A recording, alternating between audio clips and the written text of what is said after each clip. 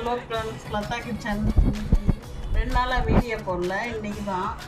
இன்றைக்கி வந்து சமையல் வந்து சுட சுட சாதம் போட்டுக்கிறேன்.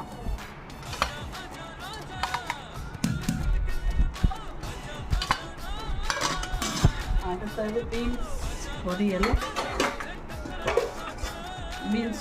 வச்சுக்கிறேன்.